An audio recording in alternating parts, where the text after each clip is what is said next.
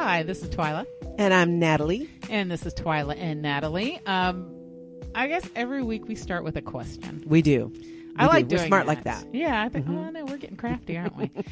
So this week's question, we tend to talk about it from our perspective, and then we kind of broaden it. We talk about it from sort of the open-ended, more universal perspective. At least we hope that's what we're doing. That's right. We let you know how you should be looking at it. Yeah. So, see, look at you. We sound all bossy when we do that. Okay, so this week's question, I thought this would be very fitting for the two of us. Sure. Are we Facebook phonies? Now, I would not call myself a Facebook phony. You wouldn't? No. Okay. I think, we're not talking about it in the terms of, do you got a fake account up and you're pretending to be someone else? Yeah, I'm not talking about in that way. Yeah, my son explained to me what did he call Catfish. it? No, Finstagram. Finstagram. Yeah, phony Instagram. Oh, no, I didn't even know that was I know people make fake accounts, but I didn't know there was a word for it. Yeah, so we're not up on the lingo. Well, hold on. Just remind me before the show is over. I will make sure we do like a little sidebar to explain some of these things, because I've just learned some stuff as a parent of a kid who's now is getting a smartphone. Sure. So there's some things I need to be on the sort of lookout for. Yeah. And I'm always in for catfish, so I know that inside and out. Yeah. So that's been going on for a while. Yeah. So we will get to that, but I'm just talking sort of on the most basic level, the idea that we use our Facebook accounts to sort of present this idealized version of ourselves instead of actually just being honest. Well, I think there's, and for me, I can tell you what I do. I love it when, when I run into friends or I meet people and they're like, who follow me on Facebook and say, oh, you're so photogenic. Your photos are so great. And I say, you know what? Thank you so much. But let me tell you something. I only post good photos. I don't post a bad photo. There are times when I do, because there's context to it that's funny, and it was, it was live, or it was, I'll give you a good quick example. I was recently back home in Hawaii, went to go see my great grandmother's grave with my whole family. Oh, I saw this picture. It was 15 priceless. of us there. We can't find the grave. Okay. At some point, we're going to have to go share this on the Major Digital Media Facebook page, because that picture was priceless.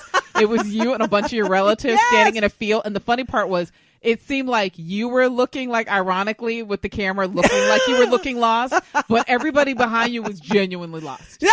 Like everybody, like there's one of your male relatives, he was looking north. One was looking south. One was looking at the ground. One was looking in the sky. Like, it was hilarious. Yeah, but and I think it was, I don't even know who took the photo, but it made its way to me. And it was a photo that normally the angle that I was and my dress looked a little puffy. I looked almost like I was pregnant. But it so captured the moment of what was happening. So though it was not my most flattering self, it was a hilarious story and a moment in what happened in our trip. And I put it up there. Okay. In general, if I have a choice, I'm going to use a photo that's more flattering, and I am not beyond a filter. I am the queen of that. Yes, I run stuff through the Natalie app. Yes, you do. To make sure, it looks better. I work to not make it unrealistic. I don't want people to meet me in person and go, who? What? Is that your younger sister on your Facebook page? So there's a degree of that. And I mean, if strictly talking photos right now. Right. Well, I would say in terms of photos, you're hard pressed to find me in any of them. Yeah, I was going to say, I went on your Facebook to go pull a photo because I needed a photo of us. Yeah. And I knew it would take me forever to go through all my photos. I thought, I'm going to go to Twyla's page because I know that girl doesn't post anything. Yeah, nope, we sure don't. And I found what I needed. Yeah, I mean, it's funny because I do like to take a lot of photos. I'm actually one of the few people who thinks that selfies are to me, it's a culturally significant thing. Sure. Because I think it really does change the dimension of who can be included in a photo when everyone can be included in the photo to some degree. Mm-hmm. I grew up with, a parent that never was in the photos. Yes. So now that we're older and we want those photos and those memories are significant to us, we don't have a memory of everybody being in it. Yes. So I try my best to make sure I'm always in like a goofy selfie, or I'm always in the background, or if I'm taking the picture, that you're part of it. Yeah, I was, and that's, to me, that's important. So, Yeah. but I'm not very good at sort of wanting to share my own image in terms of that. Like you'll probably find more pictures of my dog on my Instagram than you'll find of me. Like I'm that person. So, but and in terms of photos, I think maybe once a year I get really dressed up. Yeah, and then you got to do that. Yeah, I'll take a couple pictures. Like the makeup's just right, the hair's just right. New pair of glasses. I'll shop a new pair of glasses. You got to do that. Yeah, but for the most part, if I'm on your pictures, or if I'm in a picture, it's usually because you caught me in the background. That's right. Because I was walking by. Or I take a lot of pictures of Twyla when she's not looking. Amen, sister. And we're gonna talk about that too, because you are good for catching somebody when they look rough and you look all right. I mean, I told you my aesthetic is usually hobo. So you got to give a gal some warning before you just be snapping photos of me in the background. But there are ones that I'll share too where I look ridiculous because there's just these moments, when I tried to do the sock bun. Where you took the sock and you do a bun. See, I look like I just stepped out of an institution. Yeah, I have an afro. I don't need to do that. But I had to share it. So I do share those things. I don't share. I like to think of it too as I like to share things on Facebook in the way that I try to approach life. I try not, I'm not going to be on there. There's not much that I'm going to be complaining or whining about unless it's something, kind of more on the funny end. Right. Or something that seriously bugs me. Then someone who parks horribly, I might share a photo of that. Things like that. I'm the opposite. Like in asking this question, I went back and actually looked at my Facebook because you know how it does that thing where it gives you the little, hey, it's your anniversary. Or, hey, the memories. You've been on here for this many years, which I didn't even realize I'd been on there that many years.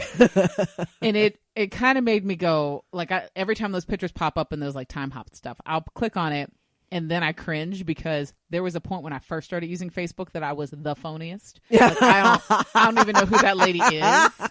Where it'd be like pictures of my kids and be like, there, look at my little angels. I don't talk like that. And then I tried to realize, like, who was I writing this for? And then I realized there's the real difference, because Facebook is all about, like, you have to accept somebody's friendship. They have to accept your friendship. So it's people for the most part. Yes. At least that's how most of us use it. Yeah. So there's more people our age on Facebook. Oh, yeah, absolutely. This is where moms live. So I think a lot of it in the beginning was I really didn't want, like, any of my relatives to call my mom and say they saw something on there that they thought was inappropriate. Yeah. So everything was super sanitized. Oh yeah. I mean, I didn't just edit it, girl. I mean, I Laura Ingalls Wilder. Like, it was like you would have thought that me and my kids live in the prairie and wear like grass skirts to our ankles, and like it was like, what are we? Like, it was so inauthentic that I'm surprised that somebody who loves me didn't just call me and go, will you stop? Like, I don't even know why, like, how the transition happened. And then I did that weird Facebook thing where you get too used to it and you use it too much. So then it becomes your like little like venting space where you tell everything. So I probably had like a good year of, I told everything. Like, it was like, I just stubbed my toe. Like, I wonder whose husband didn't wash any dishes today. It was that kind of stuff where I had no business putting it there, but I put it there. Yeah. And then you swung too far into the oversharing side. Oh yeah, I was a full metronome. It was like way over the left, way over to the right, and then somewhere I swung back in the middle where I just realized that nobody cares. Yeah. and I'll be honest, that didn't come organically from like me having an enlightened moment. It really came from me like discovering Twitter and realizing I could just say stuff over there. You could rant over there. I could rant over there in sort of anonymity. Yeah. So Facebook has now become this space where I share things occasionally. I like to see other people sharing things. I'm still, decently active on it, but now I've tried to use it more as like the space that I feel like I was always called to use it as, the place where I boss everybody around. Yeah. It's more of an open, it's almost like everybody's own little reality show. Oh, amen. And I think it's what you want, to do or share. If it's something that I find is humorous, I like to share that. I love supporting, businesses. When I find a service I really like, I love to share that. When I find an outfit I got somewhere, a great deal, I love to share that. I find that useful because that's what I like to see. So when I'm going to post something, I keep in mind, would someone else benefit from this? Okay, well, riddle me this, Wonder Woman, because I don't know how I wound up in this situation. But my Facebook has literally turned into the place where people want to have epic debate. And that's because of what you did on Twitter. Well, no, because the people, nobody on Facebook really does anything. They're with two Twitter. different worlds. Yeah, so they're so separate that and Twitter's really just a place where my inner smart aleck gets to hang out. But you're naturally a person who's more confrontational, I would say, and you like to debate. You like the fight. Yeah, like I don't. I mean, that's the thing. I don't like the fight, and I'm sort of already transitioned. Well, you don't fight as much today, but I'm just saying you have it in you. Yeah, but I feel like it's a weird. I'm in this weird place with it where I'm trying to model the kind of behavior I want to see in the world. Mm-hmm. So then when people feel like they need to come and say things or come and share things, or I share, like, especially this last election season, there's been a lot of, like you share an article and then, whoever your old friend is from high school that is now, full on jumped onto whatever bandwagon is like arguing with you on the opposite side. You kind of have a choice in that moment, and the choice can be to ignore it or to unfriend them. And I've seen a lot of people sort of unfriend people, or to actually sort of go through what they say and be thoughtful and try to answer it. And I've kind of put myself in that position. I would say it's to my benefit, and I feel like it's to the greater good's benefit, but it does wind up taking a lot of sort of thought hours away from me sometimes. Of me just not wanting to jump in and argue with you or make a smart aleck remark when you literally write me 4 paragraphs of something that you're really passionate about. Like if I want to take the time to read it and go, okay, you said this. Have you thought about this? Yeah. Okay, you said this. Have you thought about this? When someone responds in that way to something, like on Facebook, it's in a topic that's as volatile as politics or religion. They're not always necessarily looking, and I would say in most cases, they're not looking to have a conversation about it. No, they're looking to have an opinion. They're looking to just state that. They don't want to discuss it or, necessarily even hear your opinion. I think a response of, I'm glad you're so passionate about that.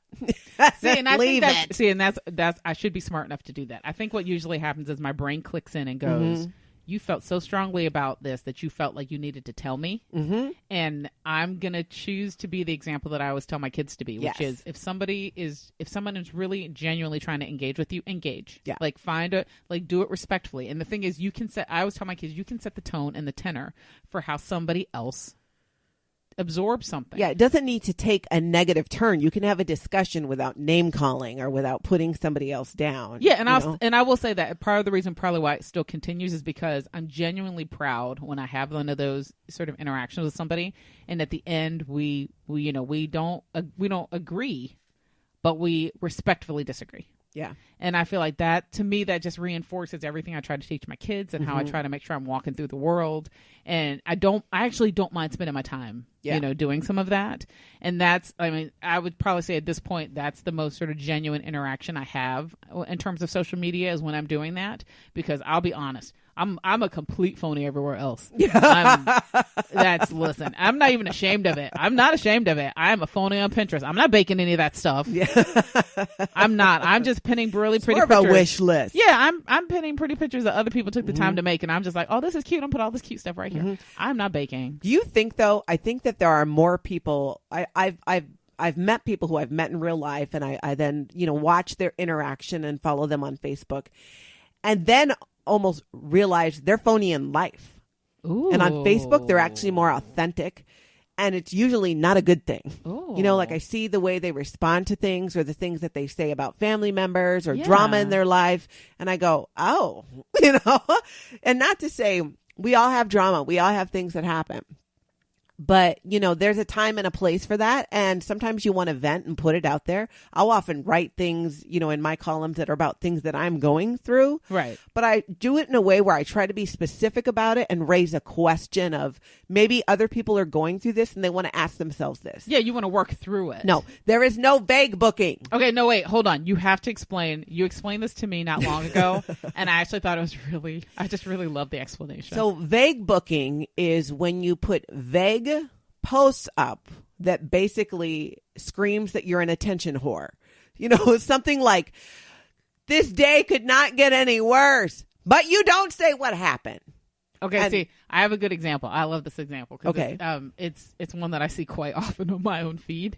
And one day this person will listen to it and they'll know I'm talking about them. Too bad. The way they will start the post and it's like a lengthy rant and it'll be like, when somebody has a problem with somebody else, they need to be woman enough to come and tell that person that they have a problem with them, because I don't have time in my life to be walking around listening to people say things about me that didn't even come from them. It came from this person that don't have enough guts to come and talk. And then you're like, who are you talking about? And, what you're are you doing exactly what you're saying they did. Yeah, and and you're reading it, and the best part is when more than one person knows who that person is, and then it winds up sometimes like you'll see, like, what I love are the vague book responses to that kind of a rant, where they'll be like, girl, I'm sorry you're going through it, I support you. And then it's like, or it'll be like, oh girl, who is it? You can tell, send me a message offline. Like text me. That thing where I'm like, you're all making it worse. No, it's like you're playing hangman. Is there an A in the name? No, draw ahead. It's it's ridiculous. No, it's ridiculous. and it just create. And I love a train wreck, but be specific. Well, I feel, I feel bad. Like I feel like it. I think when I was younger, I was all about it. I'd be like, I want to know. Like, get girl. Well, and when I say younger, I mean like I've only been on Facebook for like 6 or 7 years. So I will fully admit that during the years when it was really me and small children and a lot of like Sesame Street all day, I lived for this. This was, I didn't have enough. What was your contact to the outside world? And the outside world was messy, and I was here for it. And now it's when you're trying to be home and be a suburban mom and just keep your stuff together. You need a little drama. It's like reality TV or soap opera. Yeah, better than your drama than mine. Like I'm all right I'm with feeling that. very normal over here. Yeah, but now I'm kind of like, oh, that's kind of sad. Like, and I think it's sad because we're all most of the people I know that I'm friends with on there are like my age, and they're friends of mine, and they're people that I grew up with or things like that. And I'm like, it makes me feel bad that at this point in our life where I'm starting to feel more settled in my skin, that you seem like you're not comfortable in yours. Sure. But I mean, I'm also smart enough now not to like engage the crazy. Yeah. No, you can never engage the crazy. Yeah, if you don't learn any lesson from Twyla and Natalie over the course of time that we do this podcast, lesson number 1, don't engage the crazy. Just let it go. You can't win. They're always crazier than you. You cannot win. Which I love. This is one of my pet peeves, but also it makes me laugh when it happens. I'll come across a quote like, oh, that's so cool, I really like it, and I share the quote, and I'll get a text message. Are you talking about me? What? Narcissist much? That's just supposed to be like, note to self, crazy engaged. Like that's when it's like, back away. Does God talk to you? So I mean, like I said, and I'll be perfectly honest, the idea of like, I love vague booking because I said I love the idea of people engaging in that, at least especially when I was younger. And now that I can see it for what it is, I actually know better than to even read a post. Like, I'll get a sentence and be like, nope, I'm scroll through that. No. Now, I will be honest, in other spaces, in other social media spaces, I'm always super curious. Like, there's nothing better than a good Twitter, like a little vague book. Well, you know what though? But Twitter doesn't vague. But they don't vague book so much. No, but they just directly at whoever it is. Like, dear Delta, you suck. Yeah, exactly. And dear you're not, whoever. You're not. I don't respond on the vague booking on Facebook with oh my gosh, what happened? No, you're not going to get that from me. I'm not giving it any attention. Be specific or be quiet. Yeah, that's true. But I do love, what I've taken to doing to curb this, because it bothers me so much when people vague book. Yes. I'll have somebody post, there was a friend of mine who posted, and it's not always a bad thing. It was so excited about what's to come, but I can't tell you right now. It's like, then don't say anything at all. So when people do things like that, I went on her Facebook and I commented and said, well, do you still need the crib?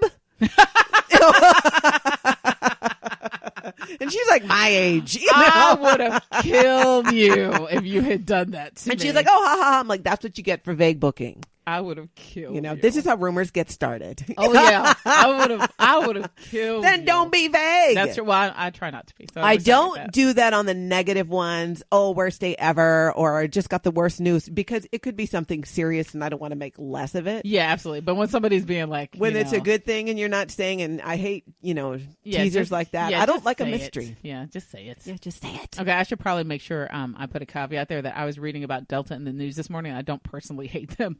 That's just something that Twitter was talking about it today, and that's kind of how things roll sometimes. So feel free to just know that I'm perfectly happy with everybody right now. I love Delta. Natalie Webster loves to fly, loves to travel, loves Delta. We're all friends here. No worries. Now, let's sort of in the wrap up of this discussion of the idea of being phony on these things. Would you do anything differently? No, not the way that I do it today. You know, I'm honest about, what I'm doing or it's me. That's how I communicate, how I speak or type, on Facebook is how I communicate in my day to day, and I've just gotten better at you can always keep scrolling. Just keep scrolling. You don't have to stop and comment on everything that bugs you or that you take the wrong way. What about you? I would say you need to post more selfies. No, I really don't, because that requires more work in the morning, and I like being a hobo. I have an app look for that. Yeah, no. Listen, Snapchat is. Listen, I'm gonna say right now, I don't even use Snapchat except for one thing. I take pictures of myself in the prettiest filter, and then I save them. And then when I really need to put up a picture, I have the picture with the prettiest filter. Like I'm the queen of the flower crown. Oh, I love the flower crown. Even though I don't like that it lightens your skin a little bit, I do like that it gives you like angular jaw and sure. higher cheekbones. I'm like, cute. And they just put this filter on that's like eyeglasses. Oh, so I can take my glasses off. Look like I have a cuter pair of glasses on. That's on. That's wow. It. Yes, I will do more of that kind of a thing. To be honest, more fun. If I had made any change, I probably would have maybe not used my own real name for everything. Well, and then that's what's changed too. Nowadays, it is more, your real name. I've always done it in my real name. Yeah, but see, that's the thing. It makes it easier for people to yell at me in real life. Stop you in the grocery store. Yeah, I saw what you put on Twitter. Yeah, like it's more, it's more of that. And I will say this: I'm glad I've been fairly authentic in all of sort of those, but like, I'm not phony when I'm giving my opinion because my brain works too fast to censor myself. When I think it's important, this is kind of important too, is some people will go in and delete something. I don't like that either. I think it depends on what it is. What it is. I mean, of course, sometimes you have to delete things. I once accidentally sent out a message. I was sharing something about this nail salon that was having parties for kids who could go into their private VIP area and have a birthday party. Oh. And I had a great party for a friend of mine there. So I posted how it's really fun to have adult parties at this place too, except it somehow auto-corrected to adultery. So I sent out to thousands of people how much I love a good adultery party at my local nail salon. That's priceless. Now that, when it came to my attention, what I did, I deleted, especially since at the time I was married. It was, I mean, I occasionally misspell, but that'll. No, it wasn't a good thing. But, just the other day, I posted a photo quickly from my phone of an outfit I just got that I loved. Started seeing comments going, what is going on? When when you open your phone and you suddenly have like 36 notifications, oh yeah, you're like, not good. What happened? Good. We're not good. Yeah, we're not celebrities. So within a matter of minutes, you go, oh. And I looked at it on my computer, and when I was trying the outfit on, I was wearing a different outfit. I didn't have a bra on. It was Nipplegate. And I thought, at first, I was like, oh my gosh, I should take that down. I thought, no, they're just nipples. I'm proud of Everybody has nipples. I'm not going to be nipple shamed. I'm proud of you. I probably would have deleted the whole account. Deactivate. I'd be like, I don't know who that woman is. I don't know what you're talking about. But my point is that sometimes on social media or on Facebook, something that's a mistake or not quite right is, or even if you give an opinion, I hate when people will say something in the comments and then you respond to it and they delete their comment. Well, so why you look like you talking to crazy. No, but you know why they do that, because they realize in that moment that they are sort of embarrassed by what they said. And but then you comment below and go, you know what? Now that I think about it, you're right. But that's the height. That's the height of the phoniness that happens in these spaces. See, I don't like to do that. That's one thing I work really hard. Even if I say something, I'll go back and I'll correct the spelling error. yeah, girl, I can't. Yeah, but even if I change it, I'll go, you know what? You're right. That's that's not really what I meant, or I shouldn't have said that. Well, see, I get, at least I've seen enough of that now to know that that's where that sort of height of the phoniness is that you can say something, you'll say something in a sort of a bubble of anonymity that you think exists. And then when somebody tries to hold you accountable to that thing you said, you panic. Yeah. And then you're like, and then they'll just delete it as opposed to having that interaction with you. But I think that's a big difference between the two of us in that when we use these spaces, we're so sort of upfront with it. Like I said, the fact that we have our own names on it. Sure. Like one of the things I had to teach myself is not to have fights with eggs, and symbols, on social media. Yeah, unless you have a real photo and a real name. And I think, though, too, Twyla, it's being on social media so much and being ourselves on Facebook and sharing and interacting with all these people that we would not have necessarily interacted with before. Right. I know for me, I feel like it helps me to be a better person in real life. Oh, yeah, absolutely. Not just online. Yeah, absolutely. Because nowadays, I see people at the grocery store. I'm like, oh, yeah, I saw that person from Facebook. So I know who she is. She doesn't necessarily know me. And if she's acting a fool, then I'm like, oh, I'm going to note that. Oh, you're better than me. Cause I see her stealing over there. So, when I'm out in public, I'm usually looking at the floor. I'm trying to avoid eye contact at all turns. Well, I do that at any public event. And I can't see. So I'm forever waving at someone from far away that I don't know. Yeah, but no, I think actually that's a really good point that you make. The idea that using these things, and especially sort of we're in that age group where we're always sort of like we've become the older, like, well, you youngins need to do this with this and this and this.